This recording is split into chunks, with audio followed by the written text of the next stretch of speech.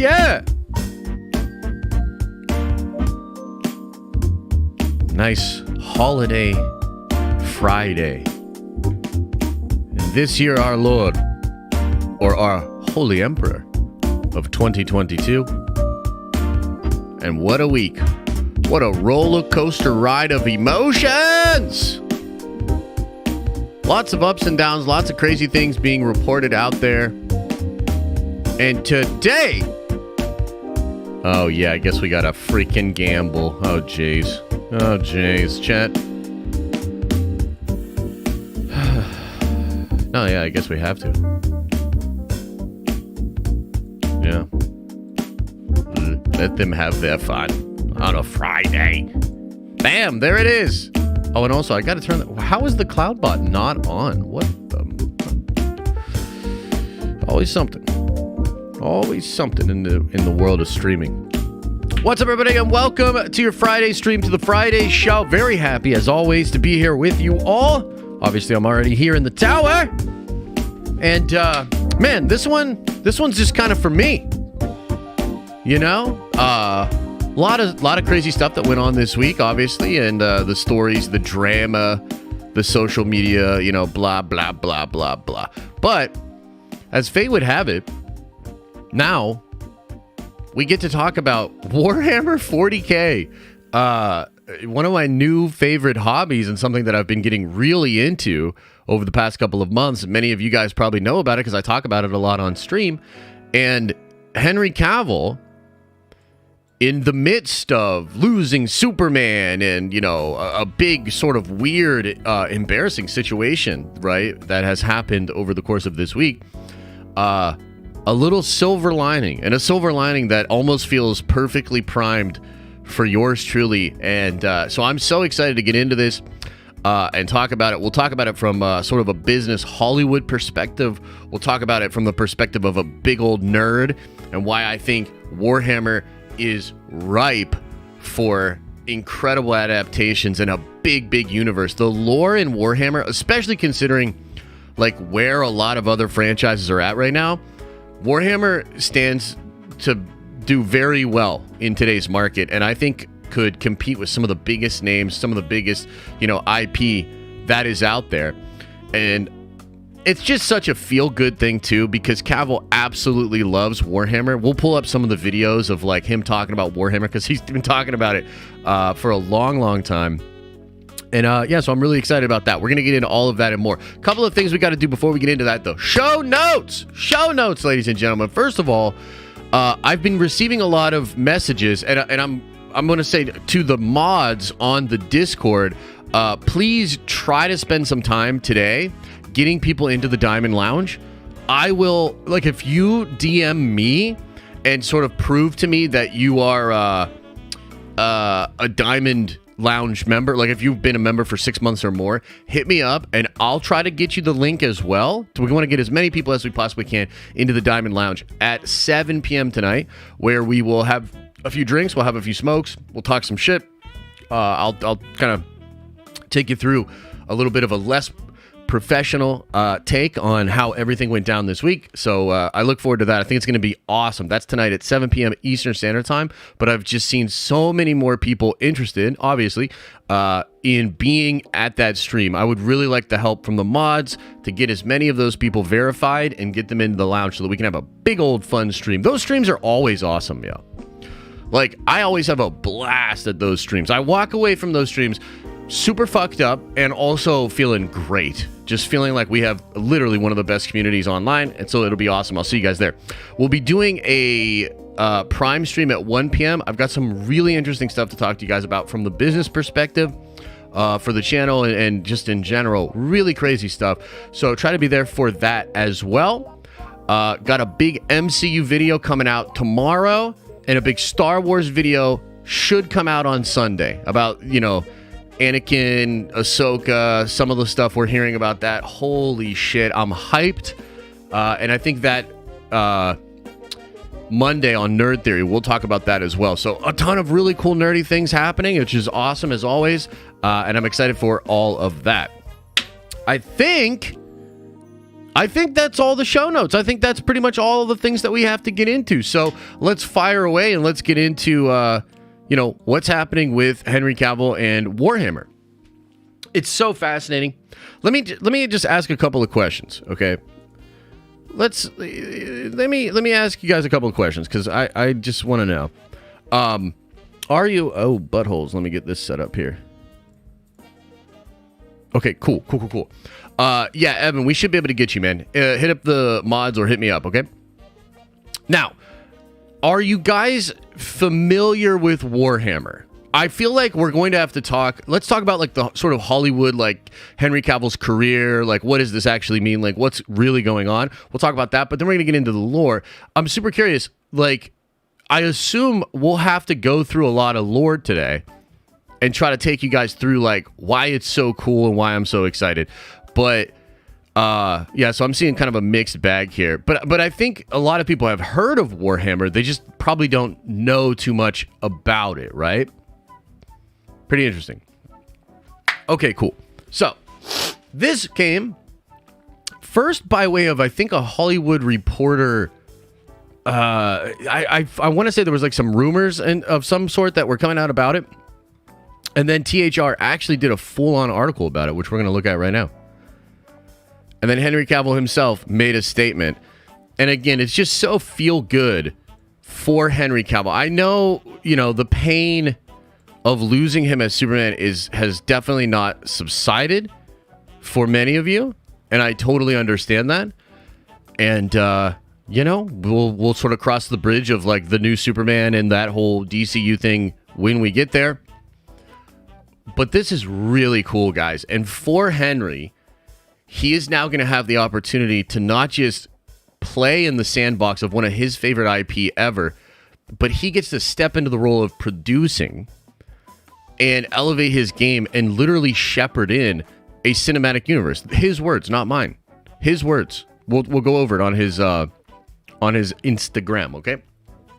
So, a Hollywood Reporter tweet says, Henry Cavill may not be donning a red cape, but he does have a cool new gig. The actor is attached to star and executively produce a series adaptation of Warhammer 40,000, the popular science fiction fantasy miniature war game for Amazon. Now, I know the Amazon bit here had some people a little bit worried. Obviously, Rings of Power was a thing. It wasn't the best, in my opinion.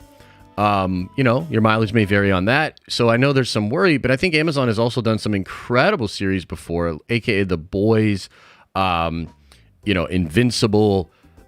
They've got the goods, right? And they're not like, they work with different production houses as opposed to other, streaming services that tend to work over the same stuff. So let's dig in and let's see what's actually going on here. Henry Cavill's next play, Warhammer 40,000 series for Amazon. The streaming giant is in the process of closing the rights to the miniatures war game. Henry Cavill may not be donning a red cape, but he does have a pretty cool new gig. The actor, who Wednesday officially hung up his Man of Steel cape after Warner Brothers announced it's going in a new Superman direction, thanks to DC studio head James Gunn and Peter Safran, is attached to star and executively produce a series adaptation of Warhammer 40,000, the popular science fiction fantasy miniature game. Amazon is in final talks for the rights to the game, produced by Games Workshop. They're a British company. One of those situations where if you're in Warhammer, you fucking hate Games Workshop, but that's just kind of par for the course with today's like fandom or whatever. I don't know. I'm a little new to the fandom, so I can't particularly comment on how well or poorly they handle the brand. After months of negotiations and fending off rival companies that also sought the rights, it's fun. This is so cool because Warhammer like literally feels like it's bigger than ever, and that's not coming from me. That's coming from like a lot of players that have been doing it for like 30 years. I have a lot of friends that are really into it, and I follow a lot of the content creators. It is sort of poised to like really break through to the pop culture zeitgeist, and man, Cavill's the perfect guy for it. No writers or showrunners are attached, although Vertigo Entertainment is attached to also executively produce. I'm going to skip over the goobly glob because we'll talk about the lore ourselves. Cavill is known to be a Warhammer fan and paint figures. Because the project is in such early stages, to reiterate, Amazon has yet to close the deal. This is not the next gig for Cavill, who recently announced he was exiting the Netflix's The Witcher, but it's an ambitious move for Amazon and could deliver a show that's epic in its scale and combines the best genre elements of sci-fi and fantasy, as well as a host of human and non-human characters. So, yeah. So should we look at his announcement first? Let's look at his announcement first, and then we'll kind of make up our own mind as far as what we think is going on here, right? So let's take a peek here. Look at that. For 30 years, I have dreamt of seeing a Warhammer universe in live action. Now, after 22 years of experience in this industry, I finally feel that I have the skill set and experience to guide a Warhammer cinematic universe into life. The WCU, baby. And I gotta say, and of course, this is just my speculation. Don't get it all twisted. Don't get all fucking butthurt. But I'm going to go ahead and say it. I believe Cavill would absolutely love if his WCU was more successful and prevalent than James Gunn DCU. He is in some ways now a direct competitor from a cinematic universe perspective. Now, I know, I'm getting ahead of myself. Let's just see what's actually going on here. Partnering with Natalie Viscuso at Vertigo has been a blessing beyond words. Without her, we might not have found the perfect home at Amazon. And having a home like Amazon will give us the freedom to be true to the massive scope of Warhammer. To all of you Warhammer fans out there, I promise to respect this IP that we love. I promise to bring you something familiar, and I endeavor to bring you something fantastic that is, as of yet, unseen. Our first steps are to find our filmmaker / creator / writer. Watch this space, my friends, for the Emperor. I mean, say what you will about Henry Cavill. He's good with the pen, man. He's good with the pen. I think the thing that he put out earlier this week about Superman, a heartbreaking, poignant piece of writing. You know, like that post that's like an all-time great post, not just for like somebody stepping down, but also just given the entire situation, to handle it with such grace. I was really, really impressed. Okay, so his words, not mine. Cinematic universe. So why is this? Well, first let's talk about what's actually going on here. Now let's be fair. Of course, given all of the news, given everything that is happening, Cavill absolutely looking for a W. Absolutely looking for a W online. It's good for his career to not just sort of be absent from every news story for like a long time and be like, I wonder what this dude's gonna do. No, like you want to sort of get ahead of it. You want to sort of inject out there this idea that you still have all these, awesome things going for you. Everybody loves a winner. So it's great that he gets to hold a big dub. Now, having said that, there is a part of this that is a little bit early, in the sense that this could absolutely still fall apart. It looks like Amazon is still trying to get the rights. They don't have filmmakers, creators, or writers. And of course, even though I absolutely love Henry Cavill, he did jump the gun even with his own Superman revival, okay? Now, we don't know for sure. He claims the studio told him to do that. I'm pretty skeptical of that. I feel as though he was sort of trying to leverage the ability for him to come back. But that is what it is, right? So to be absolutely fair and to be 100% clear, not confirmed yet, but this is the Hollywood Reporter. This is Henry Cavill actually saying it. And as far as I understand it, Games Workshop and Henry Cavill have a pretty good relationship. He's been to Game Workshop's headquarters, shot a video there earlier this year, I believe. And I even heard rumors that he was involved or was asked by Games Workshop to be involved with a project with them at some level, maybe as like a voiceover or something like that, right? And it would appear that he said no to that, similar to the way he didn't want to do a bunch of cameos, didn't want to do Witcher. He wants to think big. He thinks of his brand in that sort of term, right? So that's sort of the most respectful, like, level-headed take that I can give. So why do I think this is so freaking cool? And why do I think that this show or this universe could actually be poised to literally compete with some of the best stuff that we have out there. And I shouldn't even say best stuff, because frankly right now, you look at Star Wars, you look at Marvel, you look at DC, and they're really just not doing the best. All of them are currently struggling. I would make the argument Marvel is struggling less than all of them. And they also have the greatest producer in the history of producing that's still running the show. Marvel will absolutely be able to course correct. They will be fine. Star Wars, maybe. If they lean on Dave Filoni, which is maybe something we'll talk about later. Get James Gunn's DCU, possibly. I mean, I'm still open to whatever he's going to do, and I'll give it a fair shake. But one of the things that I think is at the core of why a lot of modern studios are struggling with creating this IP, this beloved IP, is that they don't fucking understand it. They don't understand it. Kathleen Kennedy does not understand Star Wars. Like, you cannot prove to me that she understands Star Wars. Now, again, James Gunn does understand DC and Kevin Feige understands Marvel, so there's hope there. But it's also like not understanding the fan base, right? So you can understand the thing, but do you understand the fan base? And Henry Cavill, being a part of this hobby for 30 plus years, he has an intimate knowledge of not only the lore and the world, but of the fan base. Like, he's going to go into this already being held up on the shoulders of the fans, and they're going to be fucking psyched. The amount of goodwill that's going to come to this project via him being directly involved, like, it is going to be very, very cool to watch this go down, to watch him development. And it's probably years out. It's probably 3-4 years out, maybe, you know? But I think that him understanding the fan base is an important part of how this could counter program to what's going on with, Disney and Warner Brothers.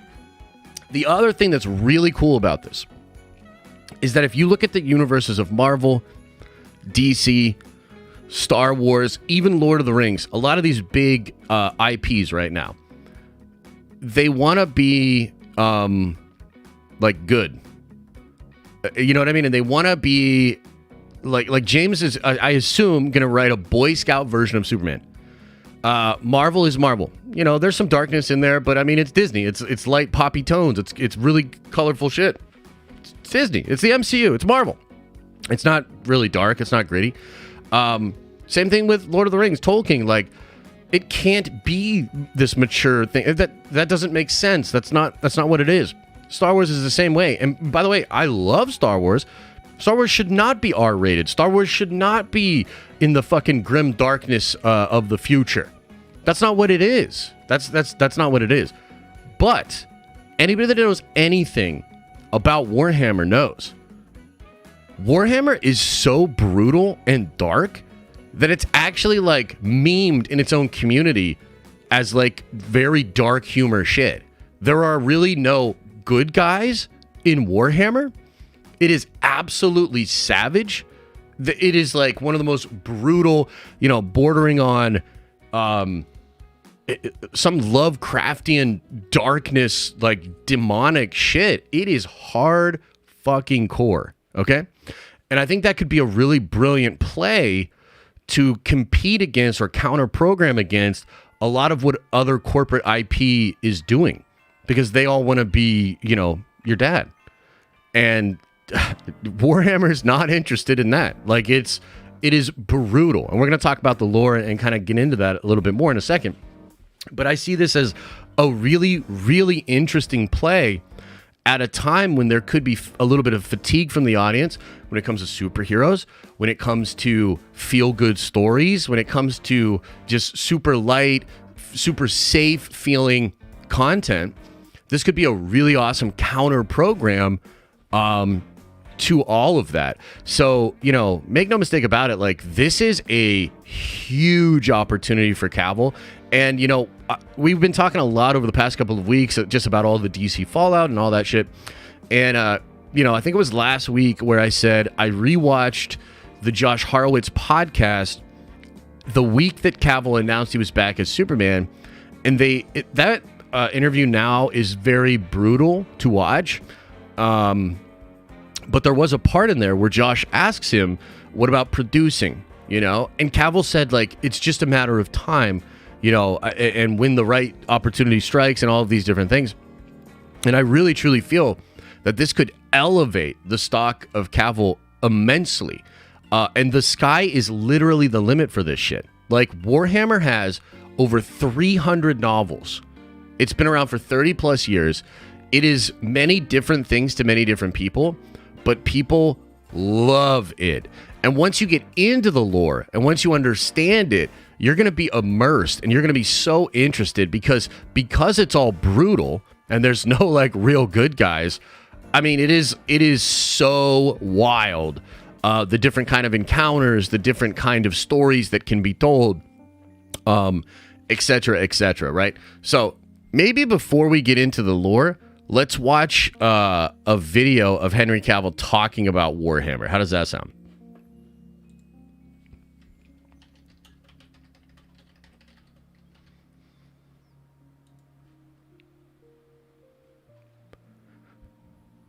Okay, here we go.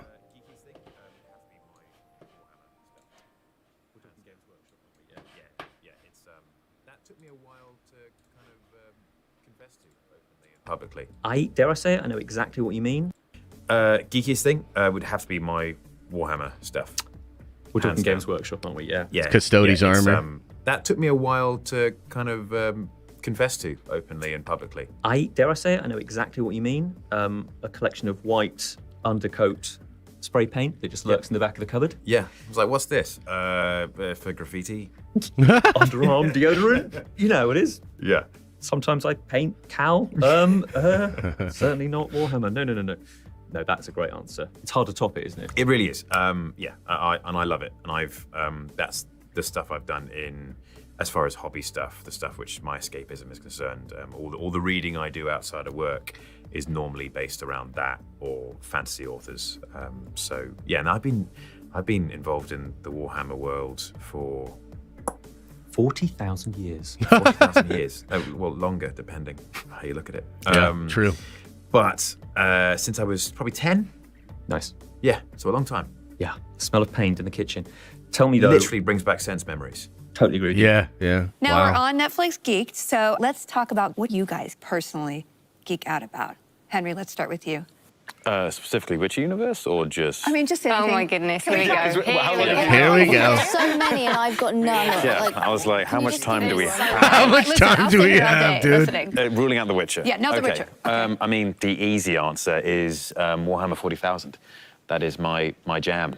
That is my jam. I Look at have her. been She's like, into it since I what was a 10. fucking What's your nerd. army at the moment? Custodes. Yeah, Custodes. Yeah, Yo, I'm my going Custodes back armor. on Hang this on. next Wait, okay. Hang on now. My Custodes armor. This is so fucking crazy. Like, life is very surreal, and we do live in a simulation, I think.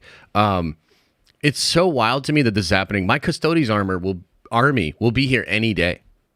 Any day. I have a brand new Custodes army, custom painted, this like really cool purchase I made for myself. It'll be here any day. It's just wild, man. I'm excited. It's really cool.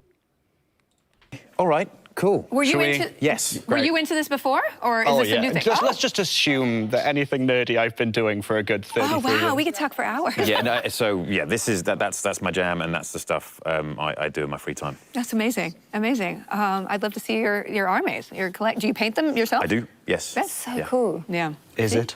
That is really, it's Is cool it? when, yeah, it is cool. Cool in I a like certain painting. world, I yeah. like painting, there you go. So It I is- I it think is I'd really so enjoy therapeutic. I think you'd be surprised. Yeah, Yeah, it's I actually think I really would. There are a lot Yeah, of the characters painting from is, the universe that And I've actually been talking about this a little bit over the past couple of months. The painting is so interesting. For me, it's so fun because it's tactile. I get away from the internet. I get away from screens.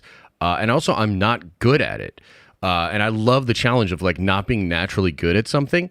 And so for me, it's really, really interesting. And like to just kind of keep trying and getting better, looking up tutorials, like trying to figure it out. The painting is awesome. It's so crazy, man. Like, as I never thought, I'd be like, fuck that. I just want to like pre-paint Want to be, but I can only really be one, because once I'm one, then I can't be others. If it were to ever happen, if there were to be anything live action, I would have to be very aware of that. It is obviously character rich, especially the 40k universe. I suppose I could play a different character from the Warhammer fantasy universe versus the 40k universe. There you go. But again, I'm now just dreaming. So I'd have to speak to the guys at Games Workshop and see what happens. 5 years, you'd make a very good Greg Horizon, is what I think. That would be A lot of exciting, people yes, think but then he I'd could be burn Eisenhorn. Primarchs and the Captain General. So Yeah.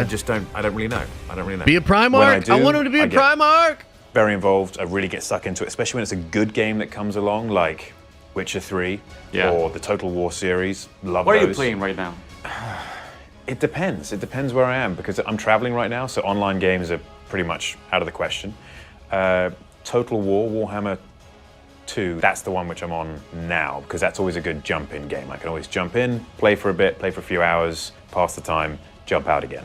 And then I can come back and nothing's changed. There's something I've been dying to say. Sorry, this is completely... Say it. Say it, Henry. Every day on this set, I was grinding my teeth because there was no one who would know the reference that I'm about to give you. And I mean, even if you don't get it, there's some cameras here and there are people at home who will get it. Okay.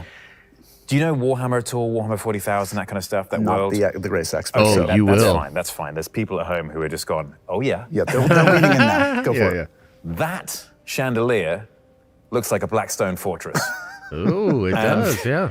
I know that no one on set would have got that, and so I have been biting my tongue about that, so I don't sound like too much of a crazy. You're in the person. right place at WitcherCon to Yeah. say that. You found your people, my friend. Yeah, and I mean the set design from Andrew Laws is amazing. I love it. And I don't know if that was his inspiration, but that thing looks like a Blackstone fortress. I love it. One of your hobbies, and he's got. We're a almost lot of done, them and then that we'll he's got. talk lore. One of your hobbies is Just you fucking paint. relax. Sound weird. Well, We're trying to have a you do feel-good more hobbies stream than the after a average man, week. I'd say. You know what I But mean? We had a week. You paint. Is it World of Warcraft? Warhammer. Warhammer. I'm a fool. It's Warhammer, Greg. Okay, Warhammer. So what? So you paint by hand? Yes, yeah. Does everyone do that, or can you buy them already No, painted? you have to paint them. You have but to it's assemble how much them effort you and put into paint it. them. And you put a lot of effort. There's the painting, Or modeling side buy of the them hobby, online, and like then there's the I gaming did side. both. Okay. And when you paint them, what do you do with them then, Henry? Then you put them together in little armies and you fight against someone else's army. Fuck yeah. It is fun. Oh, I mean, very it sounds fun. ridiculous, but it is Yeah, fun. no, toys, Oh, yeah. very good fun. Do you invite people over? Yeah. Yeah, okay. Can I come over and play? Yeah, dude, let's go, Tom. It sounds amazing. Yeah, let's go. Google and today are going, yeah, don't ask us. Sick. Okay, so let's talk Warhammer Delore. Okay, in the grim darkness of the far future, there is only war.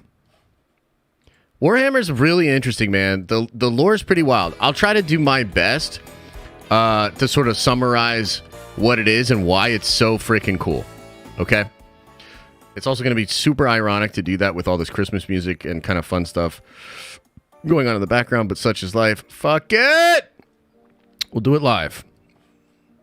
So, the main thing that you got to understand is that it's in the far future, the literally called 40K because it's in the year 40,000, okay?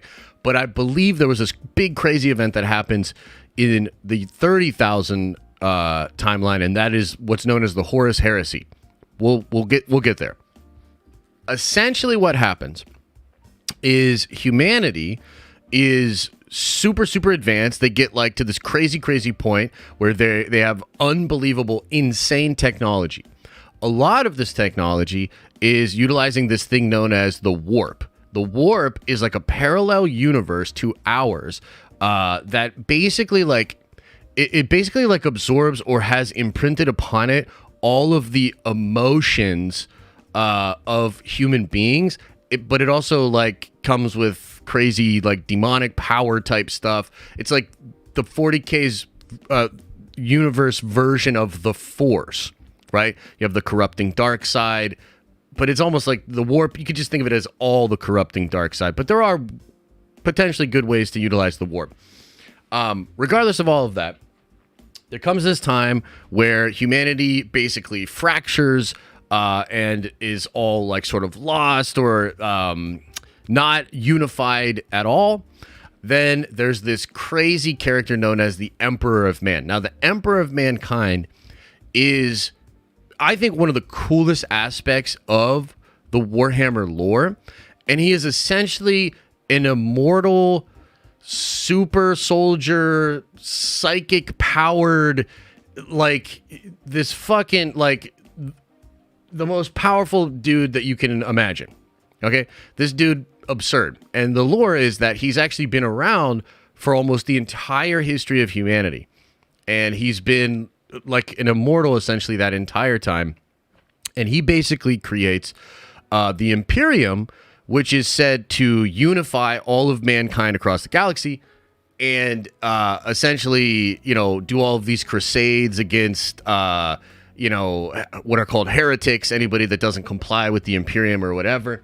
And basically, like one of the coolest things that he does is he's kind of like Mr. Sinister, okay? And he creates other like genetic super soldiers or like, you know, enhanced beings and things of that nature, right?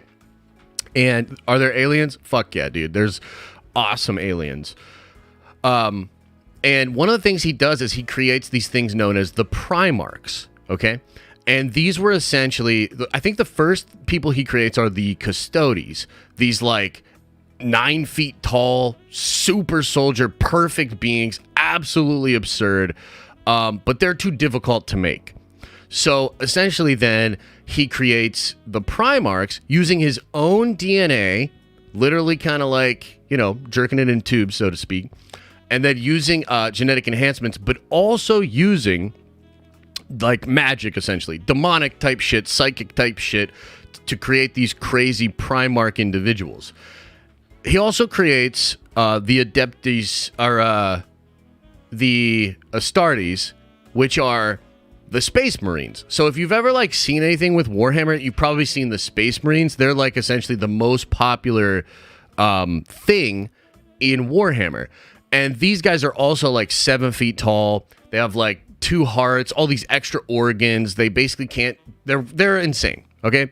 And through the, basically his, it's just so fucking crazy to try to explain all this shit. But basically through his Primarchs and through the Space Marines, they have a unified Imperium and they start whooping all this ass and unifying the entire universe. However, one of the Emperor's sons, named Horus, basically sees, it's so weird. He sees into the future that in the year 40,000, his father, the Emperor of Man, will be worshipped as a god. And this is ironic because part of the crusade that's done with the Emperor is to eliminate religion. Okay? But Horus has this vision, and there are things called like psychers and like a lot of like psychic visions and stuff like that. Horus has a vision that in the year 40,000, his father's going to be worshipped as a god. He finds this unacceptable, and he basically becomes corrupted and makes a deal with people within the warp, like, you know, demonic shit. And he betrays the Emperor, and there's this big, crazy civil war that's called the Horus Heresy, because Horus was also like a G. Like, people loved this guy, right? And so a lot of people flipped when Horus flipped. And, you know, one of my favorite Primarchs, like, fights him and is killed by him ultimately. And essentially, it comes down to a one-on-one battle with the Emperor and Horus. And it's crazy because the Emperor does like a fucking Kamehameha wave, essentially, like using all the power that the Emperor has. And he literally destroys Horus's existence, obliterates his body, obliterates his soul. So there's nothing left of Horus, not even in the warp. There's nothing left of him. He fucking Kamehamehas this dude and absolutely destroys him. When he does this, he basically like kind of kills himself. His body like breaks down, and they fucking enshrine him, his corpse, on this throne called the Golden Throne. And they literally sacrifice 1,000 human beings to this body to keep him alive, and these are all psychic human beings, I believe, that they sacrifice to him. So they sacrifice 1,000 psychic human beings to the Emperor a day, and the Emperor is still alive. He's like just comatose, and he is said to be in the warp fighting against the chaos demons so that they don't enter into our universe. But also he still communicates with the different Primarchs and his sons via psychic messages. It is like, and that's basically the beginning.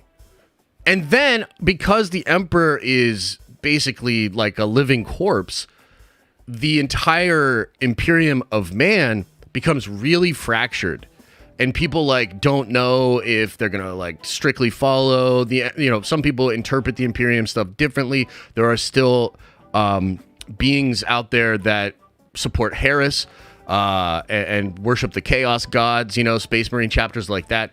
And so basically everything is fucked, and that's the setting of 40K. Now, there's a lot more to it. There's a lot more to it. And I know there are people out there that could explain it much better than I. There's a YouTuber named Luton, who I love his lore videos. Major Kill, I love his lore videos. I think Major Kill is hilarious. Little non-PC, politically correct for some of y'all, but he's hilarious. And so, man, the more you look into it, just the deeper and deeper that the lore goes. Somebody was asking about aliens. There's a ton of aliens. There's this race called the Eldar or the Eldari. They're basically like elves that essentially just kept elevating their society until they basically all lost their minds and got addicted to BDSM porn. And so they're a lot like, the Reavers from fucking Serenity and whatever that show was called, Firefly. They're a lot like the Mad Max kind of people or whatever. And they've literally lost their mind, and now they you basically do not want to be captured by an Eldari. The Dark Eldari are fucking crazy. The orcs in 40K are so weird because all they do is fight. They're arguably actually happier and more chill than the humans, and they also have this weird ability that whatever they believe in happens. So if a whole army of orcs believe that a rock next to them is a giant space station, the rock then just becomes the giant space station. It's really weird, but the orcs are awesome. There's a race called the Tau that are actually generally good guys. They believe in working together and trying to do right. But if you don't believe in that, they'll fuck you up and try to destroy you.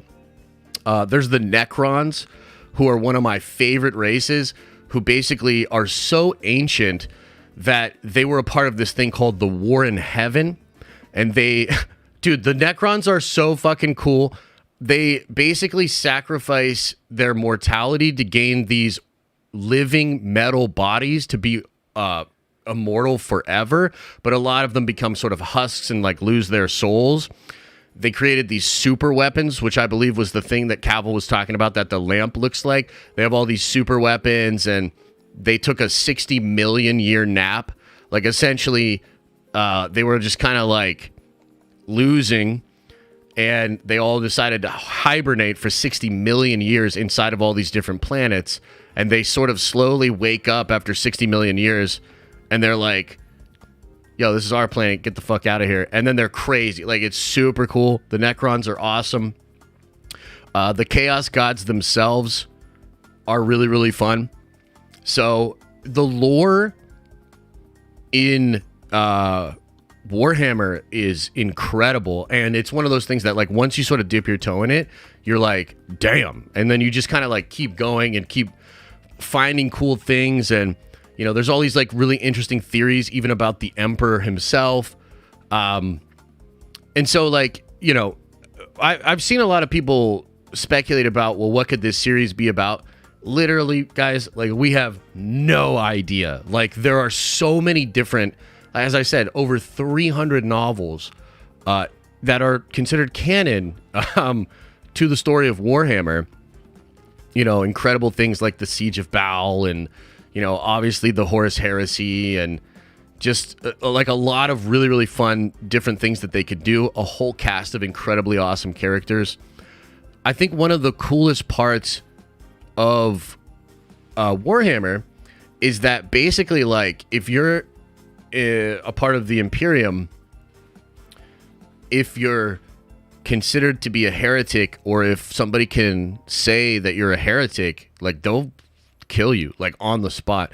And so there's like this sort of tension that hangs over everything, because like the Emperor is like kind of not around anymore, but he kind of is, and he's more so wielded as like a political instrument by people, and it's a really like kind of Game of Thrones kind of vibe. You know what I mean? Like it's really cool. So I as I said, just so interesting that I got into it like earlier this year. And I, of course, knew that CAVILL was into it because he's very vocal about it, and the community loves to bring that up. It's awesome. It's freaking awesome. So, again, like, I think there's a lot of opportunity to kind of counter-program to what a lot of the other big IPs are doing. CAVILL's an incredible ambassador for that brand already, and I'm really, really happy for him, dude. Like, after a pretty fucking rough week, he literally now gets to kind of announce and talk about creating a Warhammer cinematic universe. It's really cool, man. So yeah, thanks for coming to my Warhammer TED Talk. We can kind of get into Q&A or whatever. I did want to sort of mention, or I guess briefly touch on, the fact that there's this crazy Star Wars leak about Ahsoka, and there have been actually a lot of really interesting things coming out about Ahsoka, and I, for one, I was already really excited about Ahsoka. I'm going to do a video about this. Like I said, I'll probably release the video on Sunday. I don't want to go too deep into spoilers here. But holy shit. Ahsoka is going to be bold. You thought Dave was bold with World Between Worlds. You know, you thought Dave was bold with the Purgle. You ain't seen nothing yet. And I think he's one of the only people over there that can take leaps, go to some really crazy new places, and yet keep it Star Wars. Have it still feel like Star Wars. And I am so interested in what he's going to do with Ahsoka, and I really feel like Ahsoka could be a pivotal moment for the Star Wars brand. And I have all kinds of thoughts about what all of that different stuff could mean. So, you know, just when I think I'm out, they rope me back in. And I'm excited about Star Wars again. So let's get it, baby. Let's get it. Okay, let's do some Q&A. Then I'll take a couple of calls. We'll do a couple call-ins. And then we're going to call it a day. You know what I mean? Then we're going to call it a day. Confusing having the MCU in the title. I mean, sure. I think a lot of people know what I'm saying with that, right? You guys understand what I'm saying about a Warhammer MCU, right? We went through this with Star Wars before, too. Yeah? Or is it like, no, I don't understand it. Take the MCU out of it, you motherfucker. What is it? Which one is it? Which one is it, okay? Nah, I didn't understand. Damn it! You don't say that. Okay. Let's get into it. Let's chat it up. Okay, so Evan Hughes first in today with a 6-month membership says, Josh, I'll be at my 6 months in literally 2 days. Can I please get into the Diamond Lounge tonight? I'll do you on Insta. Well, offer to buy me a drink before you just offer to do me. And also, yeah, man, hit me up, Evan. You got to just send me a screenshot of your like your YouTube account thing and your membership thing. We'll get you sorted out, my friend, okay? Thank you for the love. Star Killer says, sweet, member for 6 months, 27 days. Woo! Who do I hit up for the link? I'd love to be there. So just hit up the mods on the Discord. Just get in the general channel on the Discord and be like, hey, can some mod help me out? They should DM you, or you can DM them, and then they'll get you sorted. If that doesn't work, I will be trying to get as many people in, like at around 5:30. I'll sit down on the computer. I'll get ready for the stream, and I'll try to get you in there. So you can also hit me up. Best place is probably Twitter. Leah Welcome to the Nerd Vengers. You are a Nerd Venger now. Welcome. Tommy Lee, member for 12 months, says, Josh, can you or Jedi Mike throw me in the Diamond Lounge? I messaged you both on Discord. Huge fan and love you, brother. Yeah, I'm hoping that Jedi Mike can help me out with that, but I will get in there and tinker a little bit myself later. Lewis, welcome to the Nerd Vengers. You are a Nerd Venger now. Appreciate the support, man. Matthew says, 1 year of being a Nerd Venger, and it's my birthday, and seeing Avatar at 3.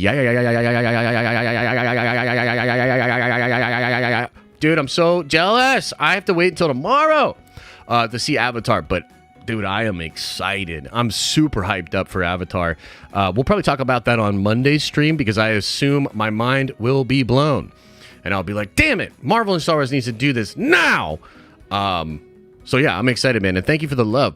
Flatbrush Zombie says, Josh, it's like you said yesterday, Superman is the best superhero of all time. It would be almost poetic if Cavill goes on a revenge tour as Doctor Doom in the MCU as the best supervillain of all time. I love that role for him, actually, man. And I really appreciate the support as well. I love that role for him. I think he would be great in it. Captain Britain would be cool. I think Wolverine would be great. I said it yesterday. Like, I really think Wolverine would be the move because Wolverine is like that guy. Like, he's so iconic. So, like, from the perspective of Cavill wanting, you know, to elevate himself and his brand and his cachet, Wolverine's the move. But yeah, we'll see. I hope they work something out for him in the MCU. Infinite Multiverse says, put me into Diamond Lounge. I never realized it's on Discord. Yeah, man, hit us up on Discord. Hit us up on the Discord. I'm not a Discord mod? Oh my God, really? How are you not a Discord mod? I'll fix that later. Can Ryan fix that? Or maybe Elisa can fix that? Holy shit. Look at this. I set Jedi Mike up for failure. My bad, bro. We'll figure it out. Chilling in the basement. I can relate with a 5 spot. Says, this kind of thing doesn't happen overnight. Does this mean Cavill already knew he was out of the DC? No. But I think he had been planning this for some time. And it was probably one of those situations where after he found out, you know, he sort of was like, well, let's pull the trigger on this. Like, let's really do this. But no, he would have had to have been like, you couldn't have done this overnight. So this was something he was probably planning. Perhaps he was planning to do it a bit further down the line. But yeah, we'll figure it out. Mo from the Foe with a 10 spot says, saw Avatar yesterday and it was beautiful. Easily does a Billy. Not gonna lie, does make me a little sad to go to a big movie opening weekend only to have the theater 60-70% capacity. How's Godson? Oh man, he's doing great. He had an appointment with the doc yesterday. The doctor's like, what is up with it? He's huge, basically, for his age. He's already in 6 to 9 month clothing and he's like bursting out of it. And he's 4 months old. So he's a giant and he's so strong. Like, he's weirdly strong. The doctor said he might even skip crawling because he just holds himself up and he just stands. Like, it's so weird. But he's awesome. He's good. And yeah, I think that shit's gonna hit 2 billion. I'm doubling down, which I've never done before. Appreciate you, bro. Morpho Knots, remember for 4 months says, once again, I totally agree with your take. Warhammer is exactly what we need. Did I send you a Space Marine in that package a while ago? You sent me a couple Space Marines, and it was freaking awesome, man. I really appreciate it, and I look forward to hopefully being able to work together real soon. Thanks for the love. Jimmy Bones says, your description of Warhammer immediately brings to mind Game of Thrones. Dark and bordering on nihilistic. Potential sounds off the charts. Hell yeah, bro. That is exactly what it is. It is great. I'm really excited. Trevor says, Henry Cavill will be the best Gilliman. I actually think he could. I thought of Gilliman pretty much right away, known as the Lion. And there are a lot of rumors that Gilliman's going to be coming back in 10th edition. So I'm excited, dude. Like, that would be sick. My favorite Primarch is Sanguinius. I don't know that Cavill could be Sanguinius, but man, do I want to see that golden locked hawk boy vampire doing his fucking thing, man. Let's go. Renee says with a 10 spot, I have to ask, I don't know jack squat about Warhammer. How would you recommend I get into it? Please don't tell my wife about this, or I'm trying to get into another nerdy thing. I won't tell her. She will not be told. I really think the best way to do it, man, is to start watching some lore videos. Again, I think Major Kill's great. Luton's great. The lore videos are incredible, man. Like, literally incredible. So that's what I've been doing for the past 3 or 4 months. So, have at it. Nuck and Futz says, speaking of tabletop games, when are you going to convince Theory to play D&D? I haven't looked into it, but people are talking about the D&D movie. No Adventures for Life! Yeah, you mean the $1 billion grossing smash hit guaranteed D&D movie of next year? When am I going to... I mean, look, Theory's like really busy, bro. Like, he's really working hard on like his Vader 2 and just a lot of different things. So, I mean, I would absolutely love to play D&D with him, but it's hard sometimes to be like, hey, bro, why don't you not spend all that time on that thing you're spending oodles of money on and instead play this nerdy D&D with me? You know what I mean? So, I don't know. We'll see. Overbound Game Studio says, can we watch the Warhammer cartoon? I don't know if it's good, though. There are some incredible Warhammer like fan films and like cinematics that have been made for the games. There have been some really good stuff. And I don't know, maybe Tuesday we'll react to some of that. I don't know.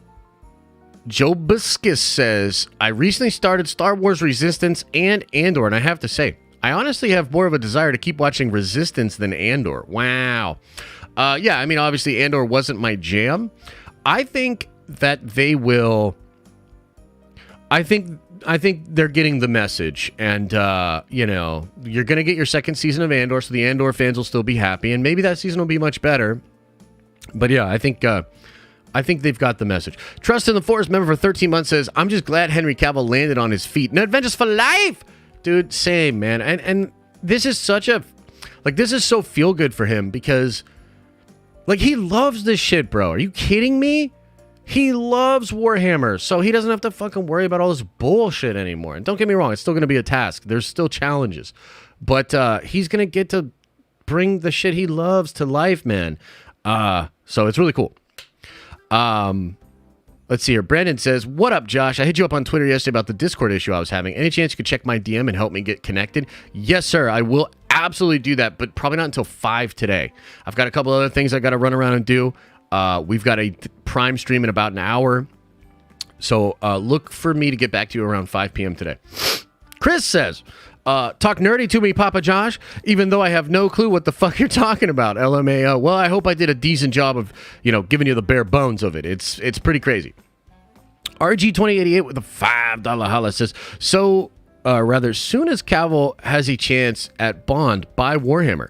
After Witcher, I can't trust Cavill to see things through. Wouldn't trust him to be a major character. I understand that perspective. I would just say that this is the thing he loves the most, dude. Like, he literally loves this the most. I really can't see him, especially because he's in the creative, producing side of this. With The Witcher, he loves the games and he loves the lore, but we heard a lot about the beef he had with the writers and just their disrespect for it. It's also really interesting because the DeMeo guy, the lead writer on the X-Men 97 show, he talked about how there were people in the writer's room for The Witcher that actively hated the novels and games. And when he assembled his writer's room for X-Men 97, he was super adamant that, you've got to love the first show. You got to love the legacy to care for the legacy. So while I get you, and I do think there's something to be said for him maybe saying this a little early in the process, if it falls apart, it's not going to be Cavill's decision to walk away, in my opinion. Appreciate the support. Polyhedral Paradise says, now this is the kind of stream I can get behind. Let's get RPG sweaty. Cavill needs to lead a tabletop renaissance. I'm here for it. Nerd Avengers for life. Yeah, this is the type of stream I'd prefer to do, for sure. And I know, not everybody's pumped about some of the streams and some of the vids that we made about the James Gunn situation. We'll get back to our regularly scheduled nerdy shit really soon. And I'm happy that we were able to do this stream today. What this could do for Warhammer as a game at a time when it's already on the rise, wow. I mean, I just want to have more people to play my army against. So the more people that join Warhammer, the better, bro. I'm all about it. Appreciate the love. Evan, oh, fuck. Oh, shit. Oh, fuck. Missed it up. Oh, shit.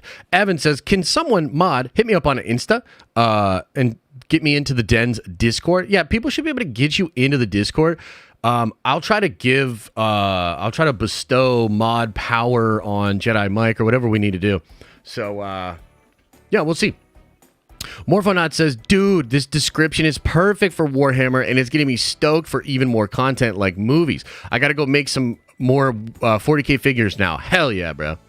CJane Go TV says, the Warhammer stuff sounds amazing to nerds like us, but do you think normies will be able to follow? Yeah, I think so. I mean, I think a lot of normies are primed for something like that, and we love like deeply established lore, and we love like learning about the different things. I mean, part of the reason Game of Thrones is so successful is because while it was growing in popularity, the people that knew the stuff from the books were able to speculate, leverage, theorize, talk about how it could be happening in the show. And as I've always said, and this is something that I don't think James Gunn understands, or maybe he just doesn't appreciate it, speculation, theory, and even leaks and spoilers, that fan discussion is actually very valuable for a brand. It's sort of like earned media, you know? And so I think that kind of stuff is great. You know, that's why the Ahsoka stuff has me so excited, because I'm like, what the fuck does that mean? And then you speculate about it, and you kind of like, you know, so that's really, really cool. So will normies be able to get down? I think so. Ross says, what a week for Den of Nerds. We're winning. My new album just dropped on all streaming platforms called Ross. How did I say your name, man? Ceylon? To Serve the People. All recorded in 2022. Much love. We've listened to some of Ross's stuff on the stream. It absolutely slaps. So I'm going to give it a stamp of approval, even without hearing it. It's the best album of the year. Go check it out. Callisto, $20 holla. Holy mother, love mothers. That's very generous. Thank you. The Den of Nerds content this week has been exceptional. Thank you for continued entertainment. Happy holidays to you, Elisa, and Liam. That is very sweet. Thank you very much. Happy to be here as always. Crazed Panda says, Cavill as MCU Cyclops would be fire. I like him as Cyclops, but how are you going to make a Cyclops that's more jacked than Wolverine? Depending on who plays Wolverine, of course. You know what I mean? Like, I mean, don't get me wrong. Cyclops has an incredible physique, but I don't know. Jack says, I don't use Discord, so never hit the Diamond Lounge stream. That's sad. Can you watch them on replay if I make one? Also, let's have Cavill be Cyclops. Jack, why don't you hit me up on Twitter? I know you. Hit me up on Twitter. I'll get you the link. You don't necessarily need the Discord. It's just where we put the link. So hit me up on Twitter, man. I'll get you the link. David Goshchak says, dude, Avatar was amazing. I really hope the MCU starts taking notes with the amount of epicness put into that. Oh, I can't wait, bro.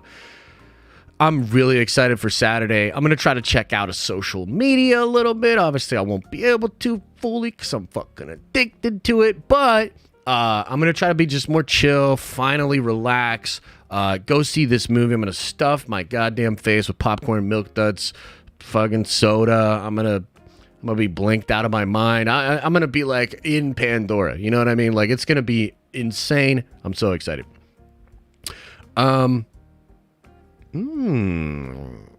Exodus has a really interesting question here. Says, remember when Jeff Loveness said Michael Waldron was writing stuff that would upset the apple cart at Lucasfilm? Is this for Ahsoka? Feige Star Wars. I do remember that.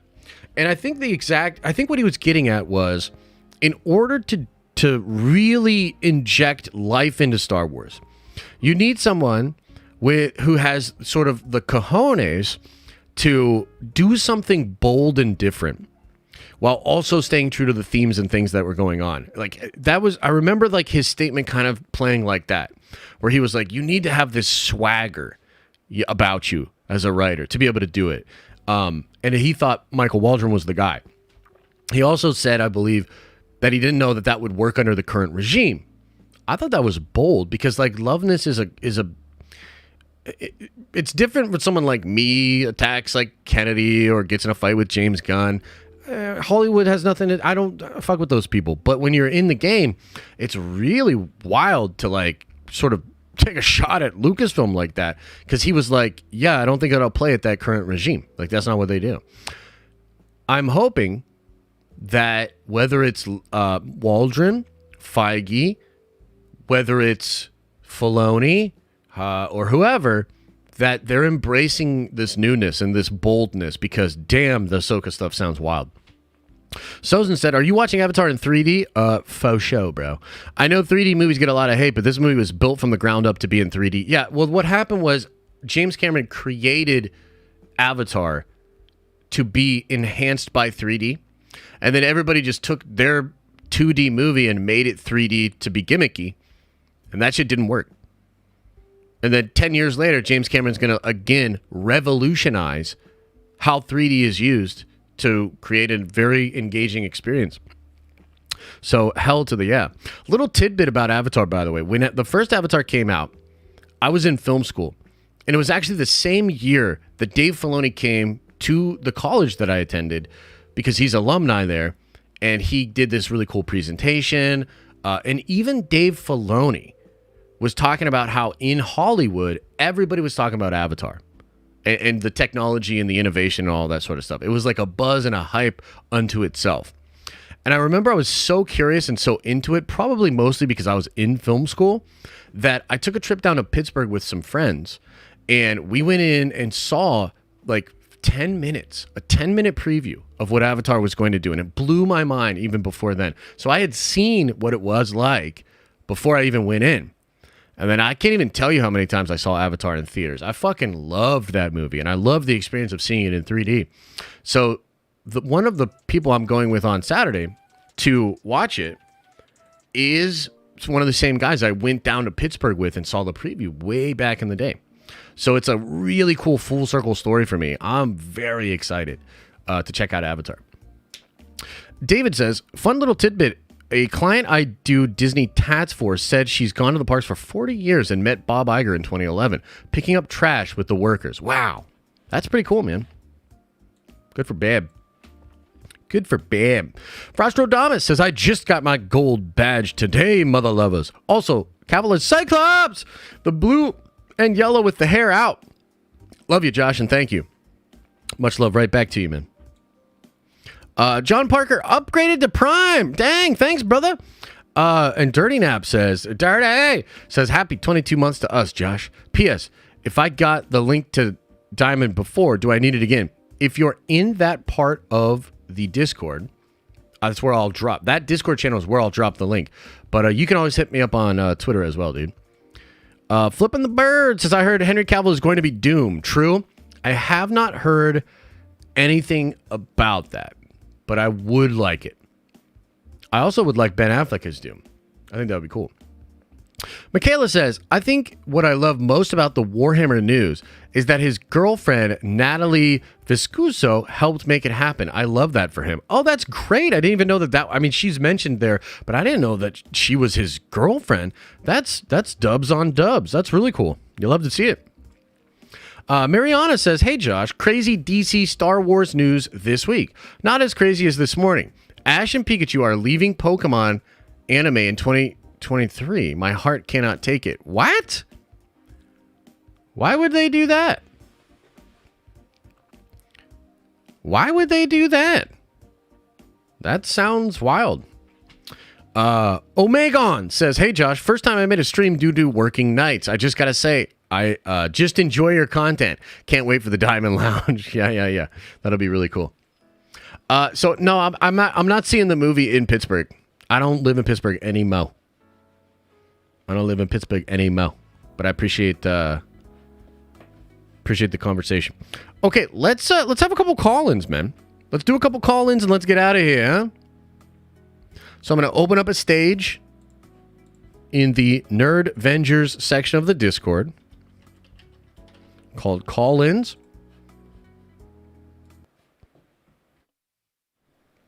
And let's get a couple mother-loving call-ins in.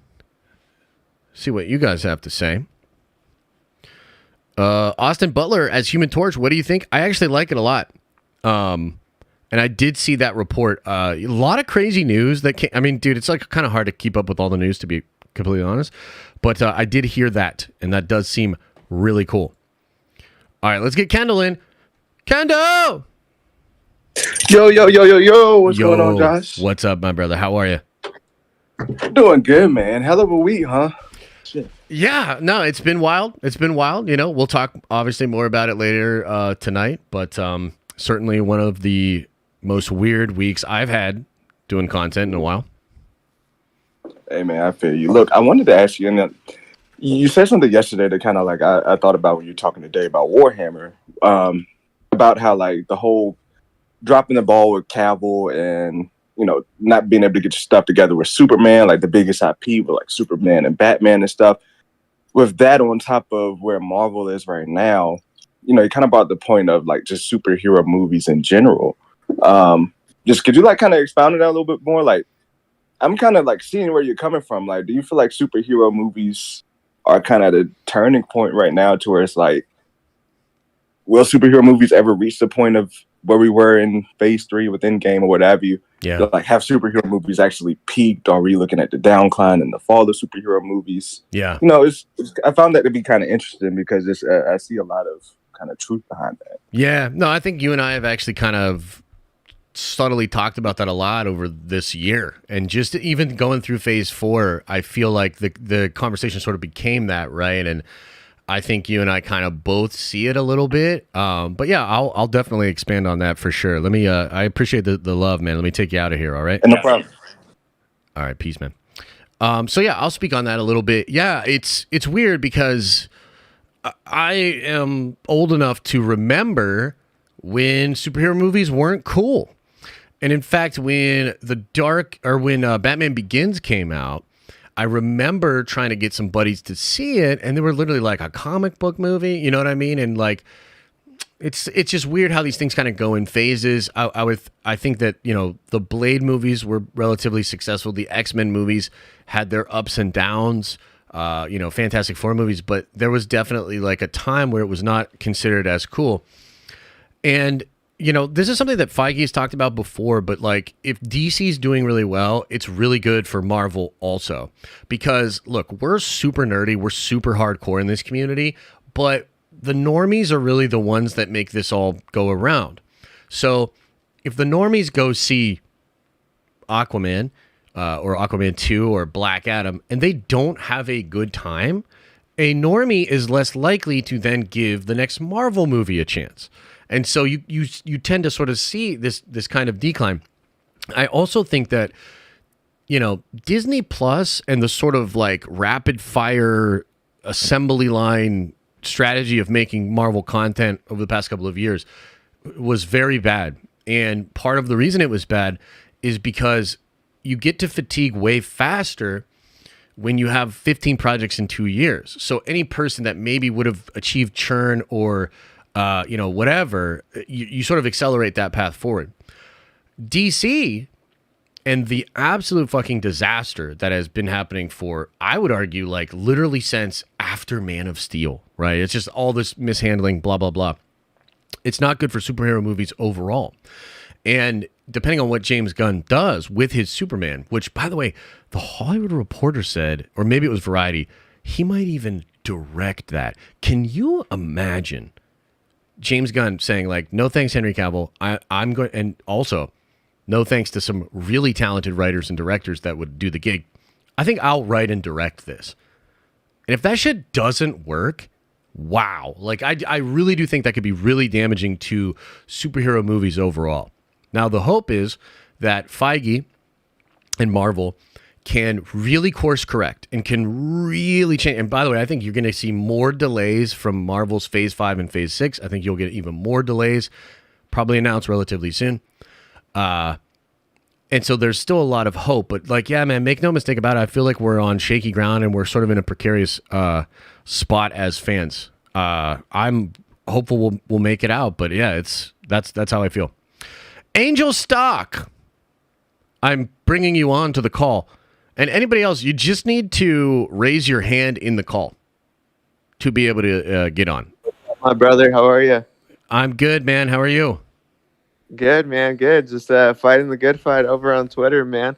What do you attribute all the, like everybody gets really aggressive, man, over like, I know like part of it is because, I definitely like to like shit post as well. And just kind of like, kind of just trigger people, but in a playful way.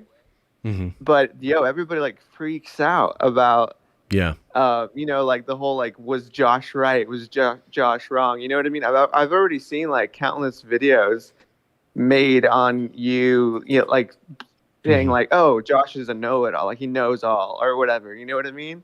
And I'm like, why do people freak out about that so much? It's crazy. Like obviously, that's kind of something we've seen on Theory's kind of channel a lot. But I feel like the bigger you get as well, like that's just kind of like that's exactly what I'm starting to see, a pattern of people just kind of almost being butthurt about stuff like that. You know what I mean? It's kind of weird. Oh yeah, absolutely, man. No, I will. I'll dig into that for sure. And I actually appreciate the question, and I really appreciate you, going to bat for me. And yeah, so it's a tricky one. So I'll take you out of here, and I'll sort of linger on it. All right. No worries, man. Much love. All right. Yep. Appreciate you, brother. All right. So let me. Oh shit. Hang on. How do I do this?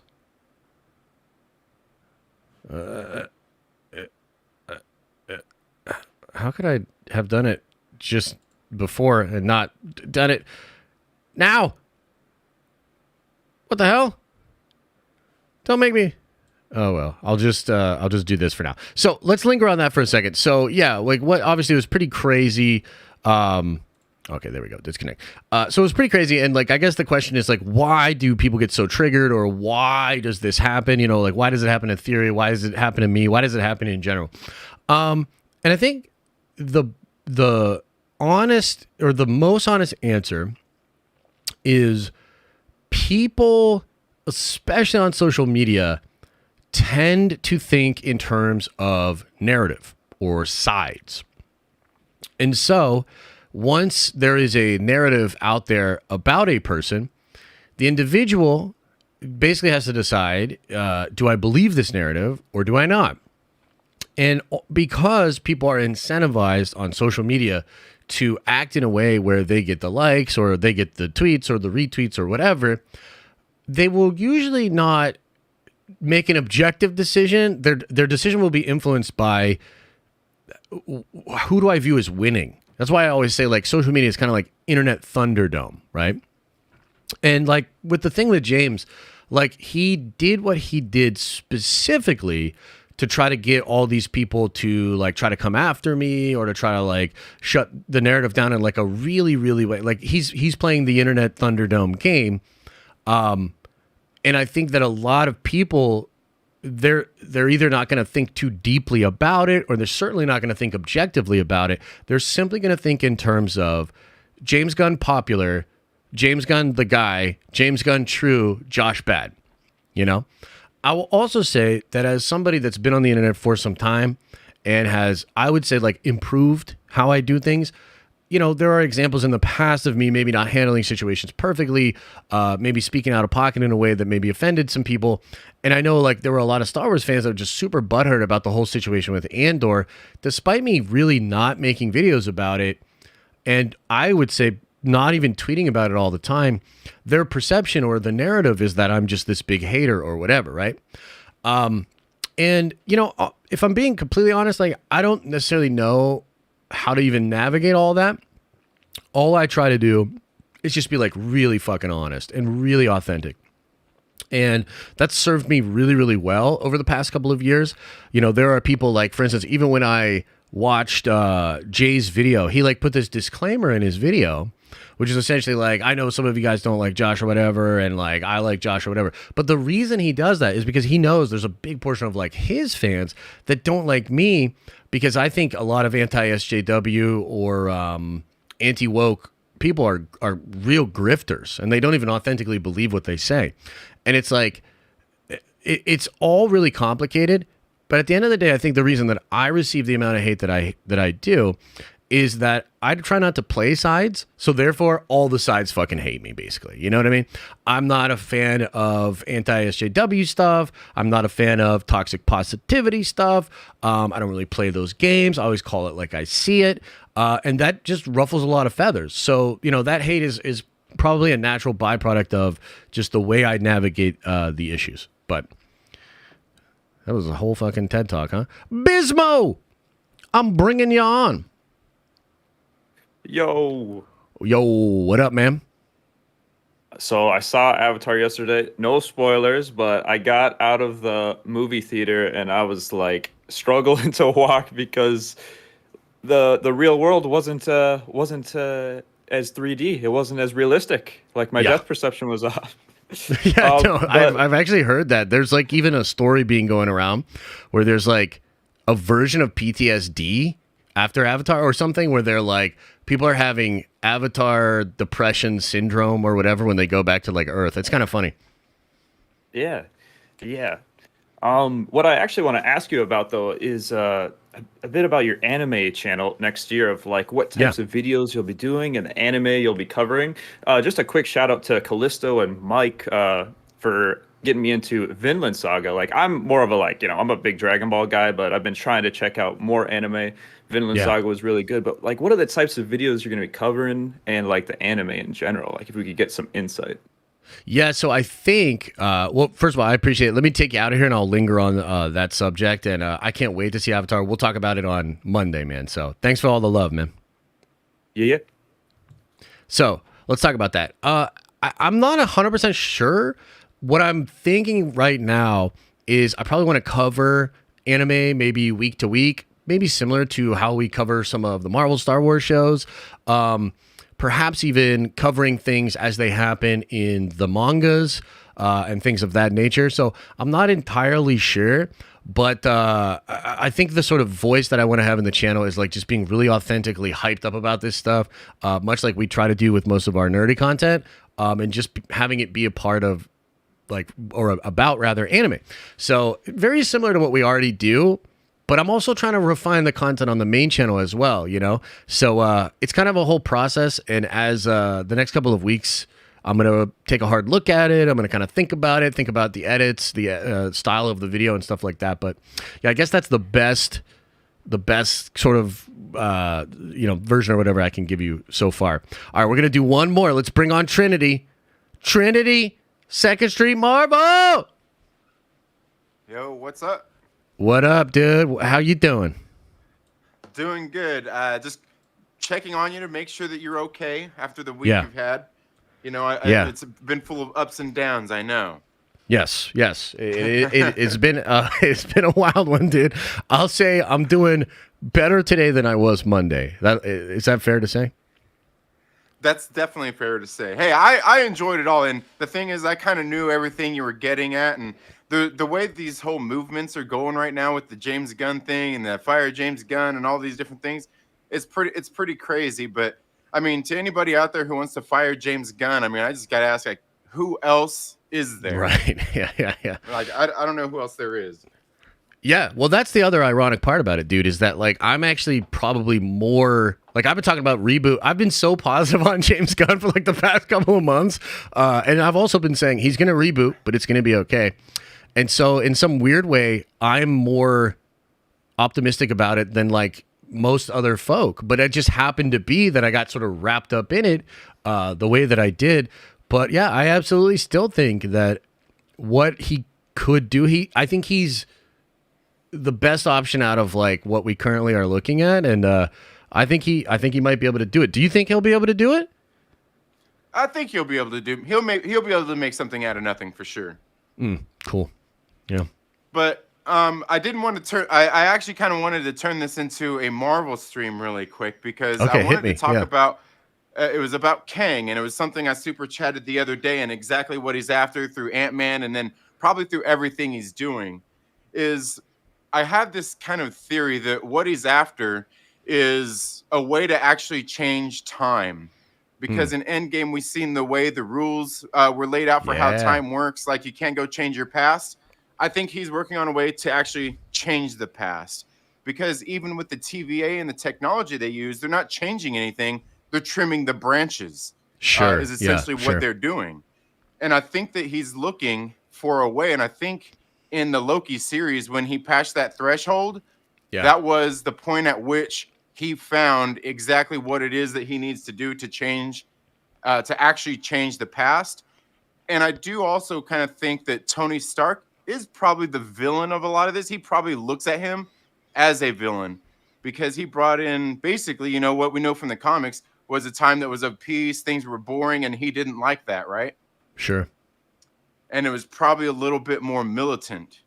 Yeah. And a lot of that was probably brought on by Tony Stark making a shield around the world. Yeah. No, I agree. Look, I agree with you. And you know what else that kind of popped into my head as you were saying that was, what if the Infinity Stones being destroyed was like a part of that? Because the Ancient One sort of talks about how, like, without the stones, like, everything's in chaos. And, is it possible that Kang created all the events to sort of get it to the point where the Infinity Stones were gone, so that therefore he could actually break time and do kind of what you're talking about? But I like that. I think that would be very interesting. Yeah. But I'm down. anyway, you mind if I steal it? Do you mind if I steal it and put it in a vid? You can try to. I'm actually working on one. You could probably get one done sooner, but you can use it. Yes. All right, sounds good. I'll shout you out in it for sure. All right, brother. I appreciate the support, and thanks for wrangling the cats as well. Oh, for sure. All right, much love, man. Later. All right, we're gonna end that one. We'll do more call-ins next week unless something goes wrong. But I always like doing that. I always like bringing you guys on, just kind of chatting it up with the community and whatnot. So that's gonna do it for us today. In about 40 minutes, I'll be live for a Prime stream. I'm going to talk about some business stuff. Oh, you know what? Before I get out of here, actually, there was maybe I missed a super chat because somebody said, like, he missed my $20 holla. I don't think I did. Okay, so Kenzie says, I picked a great time to get obsessed with Warhammer 40k lore. I have made it through all Luton's videos and working through Voldemort's. If they make this series, they better do it justice. Use the there's for some reason I can't plethora of art to guide them. It's like cut off weirdly there. Yo, I agree, bro. I agree. And I also picked a great time to get into it as well, for sure. So I'm pretty excited. Avatar is just Dances with Wolves, Fern Gully, and Pocahontas in space. Avatar 2 looks the same, just being real. Bro, I can't tell you because I haven't seen it, but I think you might be wrong. Let's see here. Last one. Saw Avatar 2 last night in IMAX 3D. Jimmy Cameron, god damn it, he did it. I quite enjoyed this movie, and I liked it better than the first one. Hell yeah. Hell yeah. All right, everybody. Thank you for being here. Thanks for following along during this crazy-ass week. I got a lot of love for this community. I got a lot of love for all these nerdy things. I'm excited to see what CAVILL does next. I'm optimistic about the DCU's future. We'll be at it again next week. Big streams today. Prime stream in 40 minutes at 7 p.m. We're getting drunk and talking some shit. Much love. As I always say, I hope you are having an awesome and a nerdy day. And I'll see you in the next video.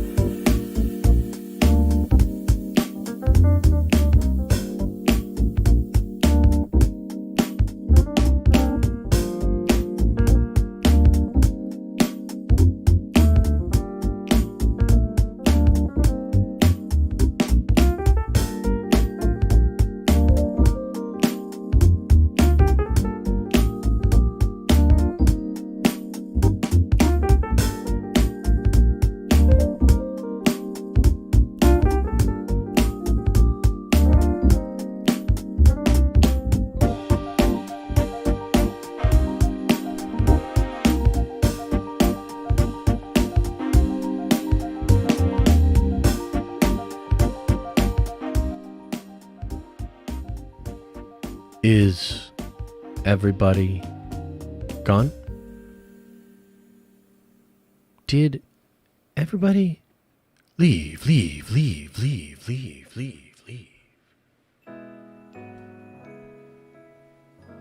Oh, man. What a week. Wild one. One for the books, I'll say. Close it out right tonight over some drinks. It'll be a good time. And we'll move forward. Get back to regular business. Excited to be back on Nerd Theory. Good stuff, man. Good stuff. I hope you guys are finding some love, some peace, some comfort during this holiday season.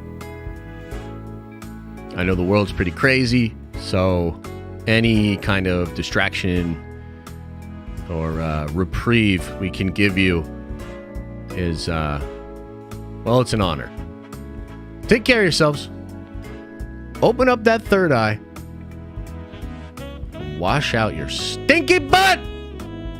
I'll see you later.